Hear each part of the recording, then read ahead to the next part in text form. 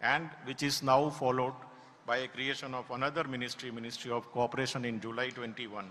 And both these ministries are now taking appropriately the call of Sahakar Se Samruddhi, and these steps are bringing the animal husbandry sector and the cooperatives into the central of national policies, which will have multifarious benefits going forward.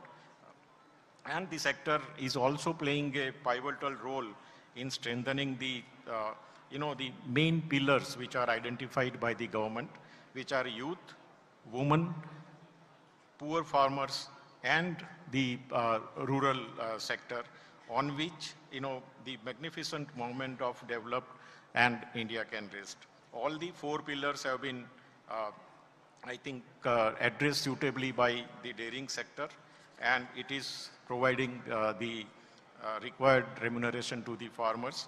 Our Honorable Finance Minister in this year's budget, she has also announced a comprehensive program for supporting the dairy farmers, and this is a very, very welcome step, and we will work shoulder to shoulder with the government for betterment of our dairy farmers. The prospects of dairy farmer today, I think Dr. Sodi also mentioned, they are far more better than ever before, and the rapid developments which are happening in this sector, it gives fantastic opportunity to all of us, to be active partner and see, the growth story which has for the sector. Some of the areas where we are working now and which we should focus, first is the improving productivity of animals. I think unless we improve the productivity of our animals, it will be very difficult going forward to continue provide remunerative income to the farmers. And we have been working on various innovative approaches for making the dairying efficient and sustainable proposition. We are working on the progeny testing and PS programs. We are working on the genotyping chips. We have developed Indus chip for the cattle, and also Bob chip, first time in the world, genomic chip for the buffaloes. We are working a large scale on the IVF and DT. So embryo production has now reached the farmers. We are also taking the genomic chip which is developed at the farmer's doorstep. We are working on sex-sorted semen.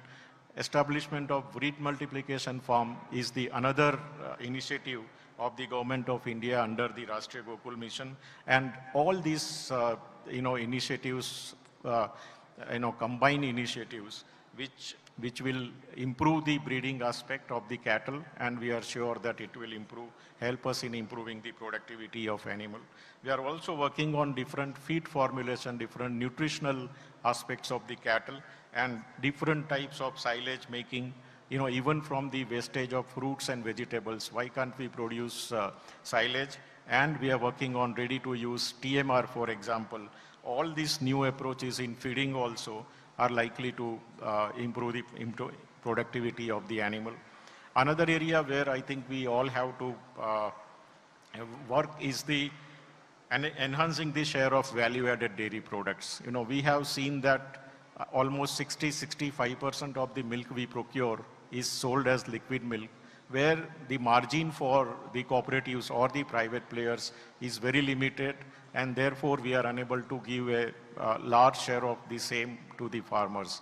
If we are focusing on the value-added dairy products, we will get better share from the value-added products, and larger share can be passed on to the producer. So my request is to please enhance the share of value-added dairy products wherever you are involved, and they will surely generate higher margin than the liquid cooperative, and we will be able to provide better returns to the farmer. Another thing which I think which Honorable Deputy Chief Minister also suggested was to increase the share of the organized sector. So today also almost 50-60% of the sector is with the unorganized sector, and both the privates and cooperative dairy sector have to see that how can we increase more and more share of the organized sector in the total market that we handle. And That will also allow us to increase our share in the world dairy trade. As I told that in the next maybe decade, today we are 1/4 of the milk producer, global milk producer. Maybe we will become 1/3 of the global milk producer in another 7, 8 years. And that will be the time when, if we have to continue good share of consumer rupee to producer, I think that will be again time to see the markets beyond India. And that is one more area I think the government also is working, and DDB is also working with the government of India to see that some of the challenges which we have now in export of milk and milk products, how we can take care of those challenges like non-tariff measures. There is unattractive prices for our products, prevalence of FMD, various sanitary and phytosanitary measures, and all these challenges are being now discussed at the government level, and with the I think setup of a National Cooperative Exports Limited, we will be able to take help of the multi-state cooperative also and the governments, both the central and state governments, to see that we can have a larger share in the export of milk and milk products. Another area where we are working now is ensuring the quality fodder seeds to the farmers. And to that, to support it, we have formed a multi-state cooperative called Bhartiya Bij Sahakari Samiti Limited. It will work the entire value chain of the seeds. So we will procure the seeds from the farmers, those who have the surplus land. These seeds procured will be processed, truthfully certified, and given to the other farmers who are unable to produce the seeds. And this is the way I think we will be able to provide better seeds to the farmer, which will help us to improve the productivity of fodder and thereby the productivity of milk. Last area which I would like to highlight is use of digitization or use of ICT in the entire value chain of dairying. I think a lot of innovations are happening. A lot of startups also have come in this area, and all of us have to see that how we all together make use of this digital revaluation which is happening, and we can improve our efficiencies, we can improve our value chain. As we mentioned, I think the ENAF, which was initiated as just a database at NDDB level for the progeny testing program, is now accepted by the Government of India, and it is converted into a National Digital Livestock Mission database. And out of the 30 crore animals, we have more than 28.5 crore animals already covered in the portal. So all the services which we are providing to animals, all the data related to the owner of the animals, the traceability of milk and milk products. So these are various aspects which we are going to cover with the NDLM database. Day before yesterday, Honorable Prime Minister has already launched this database, and we hope that going forward, this digitization initiative of Government of India and NDDB will further help us in building the end-to-end traceability and thereby again taking some share in the world dairy trade. Last thing I think which I would like to focus is the sustainability in this sector. Because we are the largest producer of the milk, we also have the largest number of animals. As you all know, animals emit methane, which is a greenhouse gas and which spoils the ozone layer. So it's all our combined responsibility that while we are working on productivity, while we are working on improving the milk production and the products, it's also important that we adopt the sustainable ways and try to reduce the methane emission by various measures. So ration balancing program is one way by which you can reduce the emission by 15%. You can also use some of the feed additives which are now available to reduce the methane emission from the cattle. You can handle the manure in a better way, because we have seen that manure we have seen it is being used as both fuel and fertilizer. So can we use the manure for fuel, manure for fertilizer? And to that aspect, we are promoting small-scale biogas plant at the farmer's backyard on a large scale. We have set up almost 22,000 biogas plants at the farmer's level, which is a decentralized model.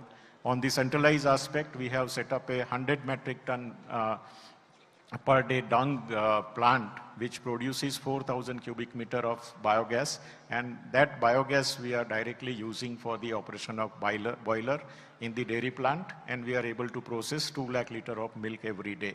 So all our requirement of thermal energy, maybe electrical energy, can be made available from the dung, and which provides better income to farmers. We are able to save the environment, and also we are able to save money in the processing. So it's a win-win-win for all of us, and I request all of you that whatever areas we are working, how we will be able to make our dairy sector sustainable going forward, and we will be able to meet the net zero dairying target by 2050. Concludingly, I will say that NDTV has always been at the forefront of nurturing the innovation and propagating the entrepreneurial spirit. We will continue to spearhead the sector towards sustainability through innovation and entrepreneurship. In recent years, we have seen the winds of change which is sweeping Indian dairy sector, driven by the technological advancements and innovative practices which are reshaping this sector, propelling into a new area of sustainability, efficiency and prosperity. And I'm confident that this magnificent conglomeration of government support, cooperative dairies, private dairies, and the entrepreneurs will surely drive Indian dairying into a new area of growth and sustainability. And this will certainly help us achieve a goal of becoming dairy to the world. As we gear up for this transformation, let us also commit ourselves to ensure that these benefits of this revaluation reach every corner of our great nation and ultimately benefit the dairy farmers. Together we can build a future where Indian dairying not only meets the needs of the nation, but also of the world. Before I say thank you, we would like to take this opportunity to announce the hosting of first ever regional dairy conference is of Asia Pacific 2024 of International Dairy Federation. We have the International Dairy Federation President here. May I also invite you? We will just take a second to announce. So this Regional Dairy Conference, Asia Pacific 24 of IDF, will be held during 12 and 14 June at Kochi, Kerala. We are expecting a large number of delegates from the Asia Pacific countries like Japan, Korea, China, Sri Lanka, Middle East, Nepal, Australia, New Zealand, and other parts of the world as well. And theme of this conference will revolve around innovations in the dairy sector with the focus on farmers. So we expect the experts from FAO, IDF, WOA, ILRI, and other international organizations will deliberate and share their experiences with focus on development of the dairy sector.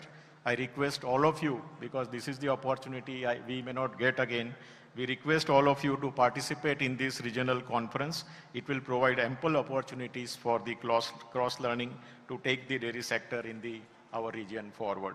Thank you very much, and we will have a small video showcasing the launch of the dairy conference. Thank you. Milk is a vital source of nutrition and livelihood for millions worldwide, symbolizing prosperity and the enduring link between humans and agriculture. In dairying, women are asserting their role as decision makers, blending modern techniques with traditional wisdom.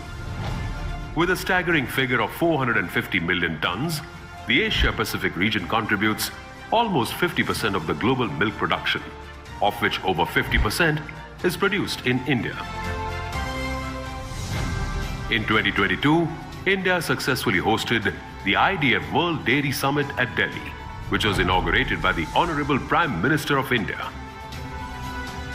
Now it is only very apt that India is hosting the first IDF Regional Dairy Conference Asia Pacific 2024 during 12 to 14 June 2024 at the Grand Hyatt in Kochi, Kerala, India.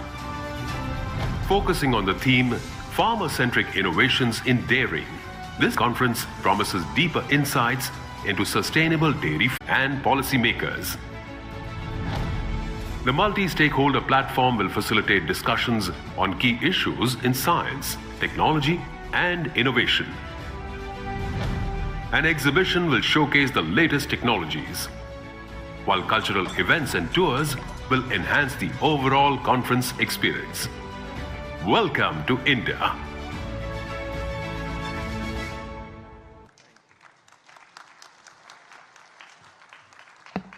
Thank you very much. And now I request the Secretary General, C.P. Charles, sir, to step over to present the mementos.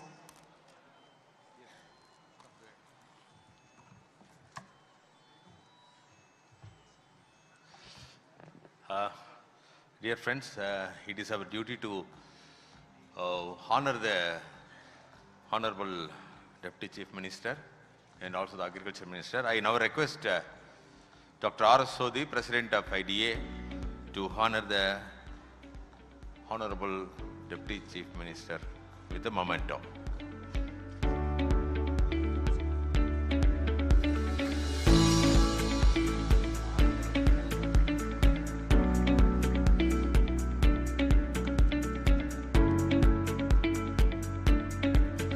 I now request Dr. Satish Kulkarni, the Chairman of IDA Sub-Zone, to present a memento to the Honorable Agriculture Minister.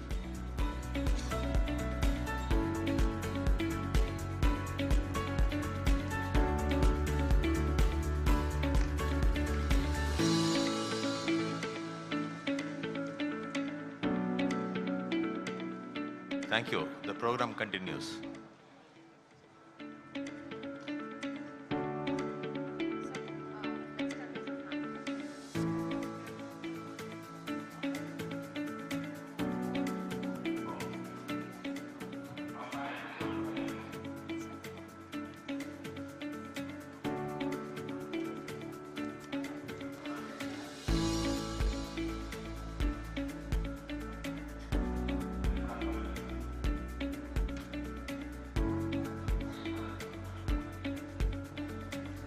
Requesting all of you to kindly stay back because we have two more addresses to happen. But since Honorable Deputy Chief Minister has very less time in his hands, only he's taking the leave from here. But requesting all of you to kindly please be seated. I'd now like to call upon Dr. Dheer Singh, Director, National Daily Research Institute, Karnal, to address the gathering.